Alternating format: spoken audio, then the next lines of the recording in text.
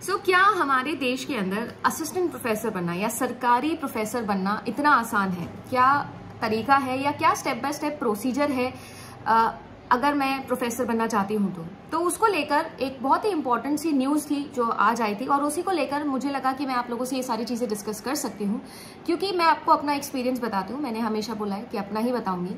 एक बहुत ही important fact ये है कि बहुत सारे बच्चों को ये पता भी नहीं होता है जब वो यूजीसी की तैयारी करते हैं या वो तैयारी करते हैं गेट जैसे एग्जाम्स की या किसी भी ऐसे एग्जाम CSIR एग्जाम की या किसी भी स्टेट एलिजिबिलिटी टेस्ट एग्जामिनेशन की, स्टेट के जो जितनी भी PCS होती है उनके सरकारी एग्जाम्स की जो असिस्टेंट प्रोफेसर या टीचर बनाते हैं, उन सब एग्जाम की जब हम तैयारी करते हैं तो हम लोगों को बिल्कुल भी आइडिया नहीं होता है कि at the end of the day जब आप उस इंटरव्यू पैनल पर बैठे होंगे और आपका सिलेक्शन होने वाला होगा, असिस्टेंट प्रोफेसर की वैकेंसी निकलेगी, आप एग्जाम दोगे और इंटरव्यू में फाइनली आओगे, जब बस उसके बाद आपको प्रोफेसर या असिस्टेंट प्रोफेसर की जॉब मिलने वाली है, तो बहुत कम लोग हैं जिनको ये चीज पता होती है कि एट द एंड तो आपका API स्कोर जो होता है, अकेडमिक परफॉर्मेंस इंडिकेटर स्कोर, वो ही मैटर करेगा कि आपका सिलेक्शन होगा या नहीं होगा।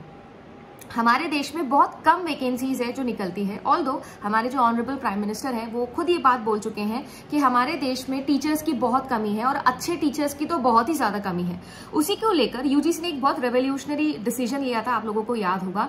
अभी कल परसों ही मैंने उस पर एक वीडियो भी बनाया है जिसके अंदर अब वो PhD जो मैंडेटरी पोर्ट था इसे क्लोज करने की बात कर रहे हैं कि ये जो एक वे था, ये जो एक पोर्ट है एंटर करने का यूनिवर्सिटीज में लेक्चरर पोस्ट के लिए या असिस्टेंट प्रोफेसर पोस्ट के लिए, तो PhD को मैंडेटरी से हटाया जा सकता है, ऐसा बोला जा रहा है। दूसरा एक बहुत इंपॉर्टेंट जो वे है एंटर करने का वो ये है कि अगर आपके पास में 10 साल का या उससे ज्यादा का एक्सपीरियंस है तो प्रोफेसर ऑफ प्रैक्टिस के तौर पर भी आप एंटर कर सकते हो।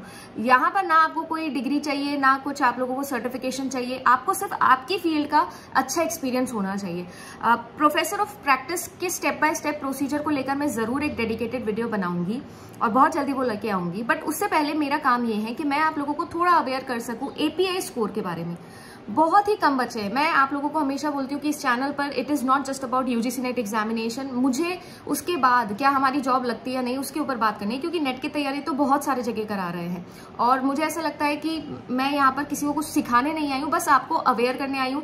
या जो चीजें मुझे शायद बताई जाती मेरे स्टार्टिंग में तो शायद मैं और थोड़ा जल्दी कुछ कर पाती, या बहुत सारी चीजें हमको पता ही नहीं चलती। तो ये सब खुद से पता करके जो मुझे लगता है कि आपकी हेल्प कर सकते हैं वो चीजें मैं जरूर इस चैनल पर आप लोगों के लिए लेके आना चाहती हूँ, हेंस दिस चैनल। तो इसीलिए मैं आप लोगों को बता रही हूँ कि अभी से अगर आप तैयारी स्टार्ट भी नहीं किए हो और आप अपने पोस्ट ग्रेजुएशन में हो, तभी से आप अपना API स्कोर के ऊपर काम करना शुरू कर दो। API स्कोर में सबसे ज्यादा नंबर जो है वो आप लोगों के होते हैं PhD के, वो मैं मानती हूँ। जब PhD मैंडेटरी से हट जाएगा तो क्या इसके अंदर कुछ चेंजेस आएंगे या नहीं, ये भी सरकार को बताना होगा या UGC को बताना होगा। इसके अलावा भी और भी बहुत सारी चीजें हैं, जैसे कि रिसर्च पब्लिकेशंस, आपके पास में कितने ऐसे आर्टिकल्स हैं या कितने ऐसे पेपर्स हैं जो आपने पब्लिश किए हैं, उसके भी नंबर होते हैं। आपका क्या टीचिंग एक्सपीरियंस रहा है वो उसके भी नंबर होते हैं। आप सभी के UGC नेट में क्या आपका नेट निकला है या JRF निकला है उसके भी नंबर होते हैं।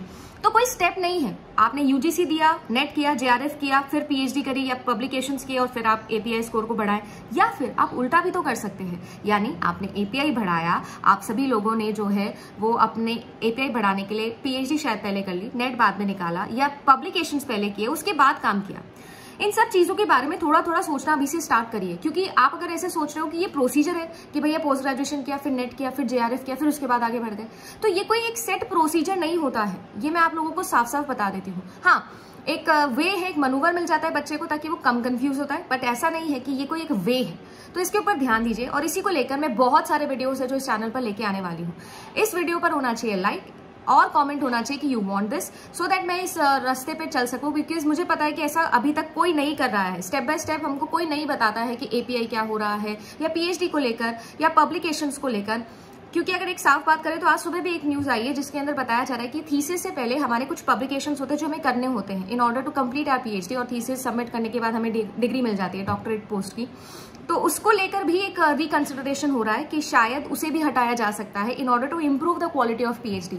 तो बीच में जो ये लहर आई थी कि बहुत सारे लोगों ने PhD करना स्टार्ट कर दिया था और इतना कॉमन बना दिया था PhD को, जिसको लेकर UGC ने भी ये चीज समझी है कि मैंडेटरी अगर कोई चीज को कर देते हैं तो क्वालिटी बहुत हैमर होती है। तो आपके लिए बहुत कुछ सोचा जा रहा है, बट मुझे लगता है हमें भी अवेयर होना बहुत ज्यादा जरूरी है। तो ज़रूर बताइएगा। और चैनल को अगर आप लोगों ने सब्सक्राइब नहीं किया हुआ है तो जल्दी से सब्सक्राइब भी कर लीजिए। बहुत जल्दी इस पर लेकर मैं आप लोगों के लिए बहुत सारे वीडियो लाने वाली हूँ और बात करने वाली हूँ, because it's not just about UGC net qualification और JRF, it is what after that. Okay guys, good luck.